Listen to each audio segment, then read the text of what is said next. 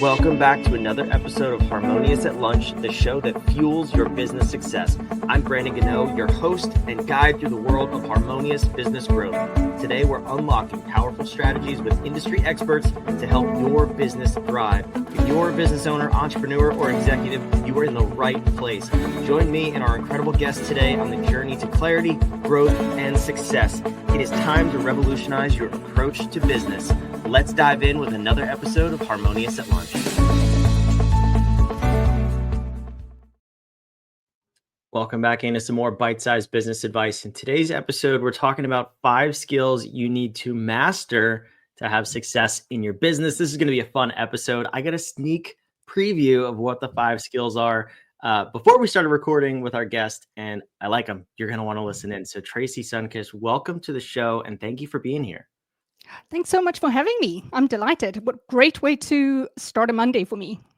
I love it. And you're all the way across the pond, not in the UK, but in South Africa, which is super cool. I love all the international guests on the show here. So talk to me about this. 5 skills to master to grow your business. There's a ton of skills to master. How did you come up with these 5? Where'd they come from? Well, working with entrepreneurs across the globe for over 10 years, I think it's given me very good insight into what characteristics or what behaviors help business owners succeed, and then what gets in the way of that. So the real reasons why people don't get the results or business owners don't get the results they want, they pretty much fall into one of these categories. So it sounds like you've just observed human beings for a long time and seen what goes wrong. Absolutely. That's the only way to move forward is to understand where are we going wrong and then kind of to address those things.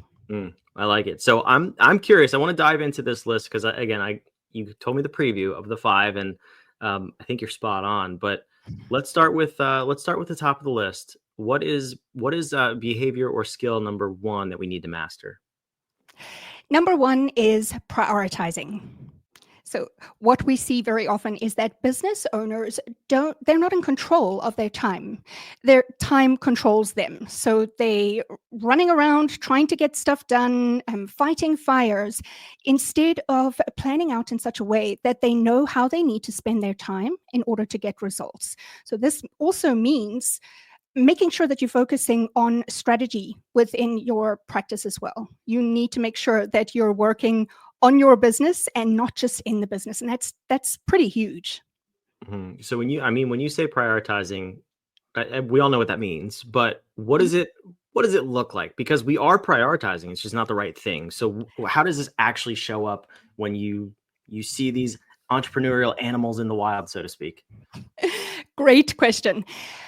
In order to, I think the E-Myth digs into this probably in the best way that I've ever seen. So the easiest way to understand what you're spending your time on is to have a look at what you're spending your time on over the course of a week, and then put all of those activities into 3 different baskets. The first one is going to be the entrepreneur. So this is the strategy space. Are you looking to the future? Are you looking to see what's coming up? What changes in regulation? Where are the opportunities? We want business owners to be spending the majority of their time in that space. The next is a manager. And the manager is all about making sure that your systems and processes are running. It really is about optimizing efficiencies, making sure you're dotting the I's, crossing the T's, and fulfilling on your promise. And then the last one is a technician. So this is hands-on patience kind of thing. It's how much are you getting involved in the actual nuts and bolts of the business rather than that management and entrepreneurial space. So it sounds like people are spending more time in the manager and the technician rather than the entrepreneur. Is that what you're hinting at? That's absolutely true. And if you have a look at any business that is going to scale or any business that's going to move from one development phase to the next, they need to understand where they have to spend their time. I mean, if you're stuck in fulfillment, that is and this is going to sound bad, I don't know how else to say it, but that is the lowest use of a business owner's time, because that is the easiest thing to replace to somebody else. But what we see is that they're spending time to save money rather than spending money to save time. And you absolutely cannot do that if you're expecting the practice to grow. Yeah, I agree with you. And a question that I hear a lot, or I get a lot actually, whether I'm on a podcast or from clients or from just passing conversations, is, well, I can't necessarily hire somebody right now. I can't afford it. What do I do now? Because in theory, I get the, hire somebody to take away this work and then I'll go focus somewhere else. Um, I have my perspective on that. I'm curious to hear yours. If someone says, they come with those beliefs of I can't hire somebody, I can't afford it, whatever they are, how do you Mhm. do that? Well, if you don't do something different, you're not going to change. The results aren't going to change. If you're not able to keep up with the capacity in the practice. So if you are working 50, 60 hours a week, you're never going to be able to grow unless you free up that capacity. And what that Mm. means is you have to get somebody to take over the responsibilities that is wasting your time. There's no other way to look at it. In fact, you're never going to be able to make more money if you're stuck in the trap of kind of at the limit, right? So yeah, the only way to make more money is to free up more of your time. I agree with that. It's the definition of insanity, right? What you just said is doing the Mhm. same thing and expecting different results. Yeah, That's just crazy. My perspective, I don't want to put this on you, but I yeah. say if you're at that point where you truly cannot hire somebody else, even in a limited capacity, you don't own a business, you own a job, and you'll never own a business if you Oh, continue absolutely. down this path. So Mhm. I love what you're saying. I just might be a little bit more negative about it, a little more harsh. Well, listen, it's a big commitment, and Yeah. that's actually a good thing. You don't want people to just, take on people not understanding that, responsibility to bring another person into your space. It's so important, right? And Mm. it's also very difficult to know that, well, now you're going to have to kind of give stuff away, and practice owners really want to hold on to stuff. It's very difficult to give it to somebody else, and they're so afraid that that person isn't going to be able to care as much or do it as well. Yeah, yeah. I mean, it totally changes the game, which is something to be considered, like you said. Mhm. But if you want to go down that path, if you want to hire people, you just got to do it. You got to offload those things. So prioritization, that's a good one. I like that. So let's move on to number two then. What is the second skill that we have to master? Second skill is language, right? I'm not talking about communication. I'm talking about practice owners need to learn the language of business. They have to understand their business plan. They have to speak that language to be able to understand how to use it. The big one here is the language of finance. So you need to understand not from your bank account, but from your financials. What is your profit margin? How are you pricing correctly? Is your I think your ratio of expenses to income solid? Balance sheet wise, how much equity is available? Is this balance sheet going to be attractive to investors? So I have to understand the finance, and not in a reactive way. So usually what we see is, oh, the bookkeepers deal with that, and then maybe 6 months later they have to sign stuff off, and then they'll look at it, but they don't understand the story it's telling. And that's really what I mean by learning the language. You need to understand what story is being told by this part. So first is business, second is market. And this is really where a lot of business owners go wrong as well. Because in the market, it's not about you. And what we see so often is business owners coming out and trying to position how amazing they are and how qualified they are, and they just love everybody, and it's a family business, and you're going to get better service here than anywhere else. They don't care about you. They care about, do you understand my problem? And are you able to solve that problem? Right. So you need to be able to speak the language of the market, which means you have to be able to communicate value.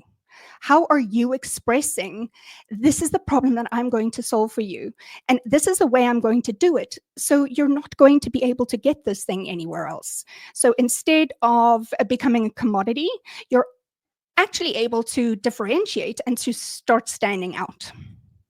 Yeah, I mean And that's I forgot two, and I'll go very, very Oh, fast. please. The other is the language of performance. So understanding how to show up as a leader, how to make people as excited about coming into work as what you are. And then the final one is just making sure that you can kind of roll all of these together so you can compel investors. If investors is something that you're interested in, you'll need to combine all of those. Yeah, no, that's huge too. I want to kind of take a step back to the finance one for a minute, because that's a crucial area that I think a lot of people don't understand the distinction between what you said, which was not just rear facing, but also forward facing. And if you want to put a whole bow on that whole section, the investor piece, if you can't convey the forward facing financials, at least the strategy and the targets to investors, you will never have well, you won't have good investors at least. But talk to me about where you typically see people in the language of finance, because I think so many people are concerned with what has happened, thinking P&Ls, balance sheets, statement of cash flows, and not enough are looking forward. Is that an accurate statement based on your assessment? My assessment is most don't do either. Oh, even better. Yeah, they actually they don't understand even a basic profit and loss. So when you go into the conversation and you say, first start out with the nice stuff, because you want them to be excited, and you start talking about the vision. What is it that you're aiming for? Because you also want to understand, is there a budget connected to this, right? Do they have financial goals? So most of the time they don't really know where they're headed, and they surely don't have goals. And if they do, it's those goals that month on month they just like increase. So 5, 10, 15, 20, which is ridiculous. So yeah, most of them don't know. Most of them go by billings. So how much money is coming in, and as long as the money coming in is enough to pay all of their stuff, they don't understand that there's a deeper story. I'm shaking my head, Tracy. Now I'm just upset. Tell me, lay it on me. No, it's just crazy that if you say most don't do either, that blows my mind. How could you ever even expect to grow a business if you don't know where you were? Even if you were to why do you think it's the 3%, right? Why do you think? It makes sense now. Now it makes sense to me. Yeah, no, I mean, like I said, I see a lot of people who do the rear facing. I mean, we had a client, I still have a client who, when we met them, this person, I won't give away too much, they were getting financial reports 3 to 5 months after the month had closed. I'm like, you can't really, I mean, it's good that you have it. You can pay your taxes, I guess, but you really can't do anything else with that information at that point, because you're 3 to 5 months in the future. There was definitely no sign of looking at the future and the financial forecast of where you're going. So that was one of the first things we did is get the financials in place, get them accurate and up to date, and then start to put that plan for how we're going to approach our future targets. It just, I'm lost on that one. How do you run a business without that? But anyway, I digress, right? There's so much fear around that. Like, I'm not a numbers person, or especially I'm a doctor. That's not my wheelhouse. But if you're a doctor that owns a practice, that's absolutely your wheelhouse. What makes that kind of fun is that is where you would go to see if you're a millionaire, if you've got $1 million practice. It's all going to be there. That's where you're going to go to see all of that hard work is paying off, because you're becoming more profitable, the business is healthier, and you're increasing its value. That's pretty exciting stuff. Yeah. Or it's like you said, that's where the fear could come from, because you could find out you don't have $1 million practice. And absolutely, it's both sides of the same coin. So yeah. we'll leave that one there for now, but that's financial literacy is definitely important. I don't know where we are. Oh, I lost count. We talked about we're at number 3. 3. Okay, awesome. Hit me with number 3. Okay, so 3 is all about being a really capable problem solver. So business owners know every single day they're faced with problems. The important thing for any business owner is to solve the right problem at the right time. So it's not about just jumping to the first conclusion that they make about a a problem statement. So something goes wrong and they automatically assume this is what's going on. You can spend so much time, effort, and energy trying to fix something when you're really only fixing a symptom. You're not fixing what's actually going on.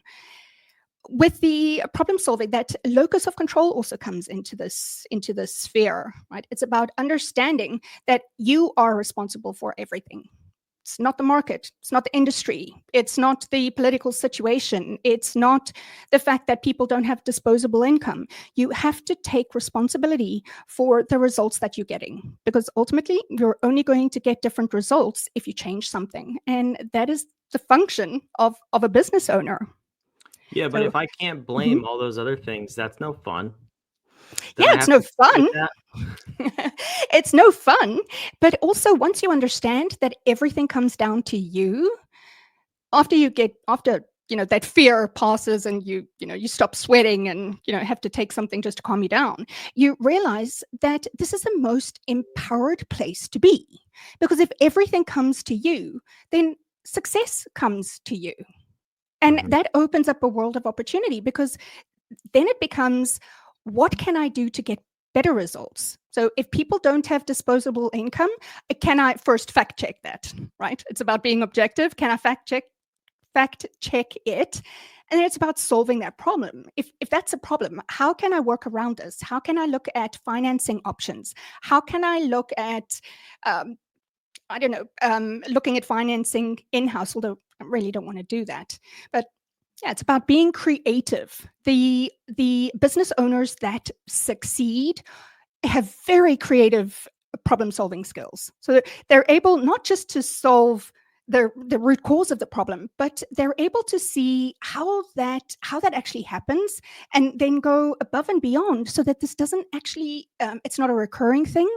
They can solve it once, so that they can get to a next set of problems. Yeah, the identifying the true root cause, and then I think combining tip 3 or skill number 3 with skill number 5, which we're not to yet. Uh-huh. We will get there, but that's Yeah. my personal favorite way to do that. But we're on number Mhm. 4, so why don't we roll through 4 and then we'll round the episode out with tip 5, skill 5. Absolutely. So this is all about being objective. It's about looking at the story that all of your data is telling you, and not letting emotions run wild. I mean, running a business is flippin' scary. You're on your own. You always have to be the one kind of at the top. It's difficult. You don't have other people who you can kind of go and cry to for emotional support. You can't do that with your team. You can't do that with your spouse. Hopefully you're not doing that with your clients or your investors. And so it's so important to understand that, first, be sure that your emotions are relevant. So a great example here is, I often get clients coming to me and saying their ads aren't working, right? It's not working. We're not getting anything out of it. Don't want to do it. And yet, when you go and dig in and we start looking at, okay, what is the cost per lead? What is your close rate? What is your show rate? And then what is your return on ad spend? They're getting a 10x return on ad spend.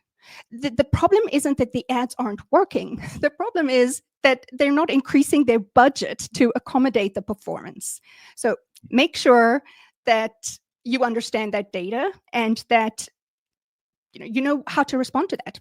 Information doesn't lie. Data doesn't lie. It doesn't try to spare your feelings.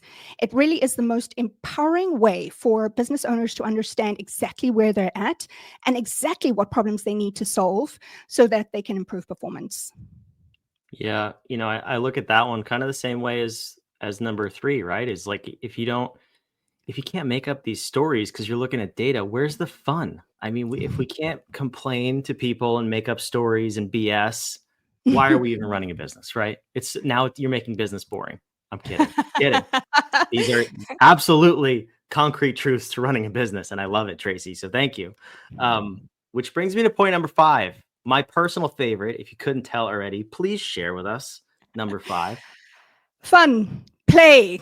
Like, you have to take a lighter view of what's going on, because otherwise your running a business becomes a job. It becomes a nightmare. And when you start feeling that way about what you're doing, that's how you show up, and everything just sucks, right? That's not why you own a business. You own a business because you want autonomy, because maybe you're a little bit competitive and you want to see just how far you can stretch yourself, right? You want to actualize that potential that you know you have. But you can't be on 100%. You can't be on all the time. There was a study done, I believe it was by the University of Pennsylvania. They studied that, well, they came out with their conclusion was that when people are tired, their cognitive function is the same as a drunk person.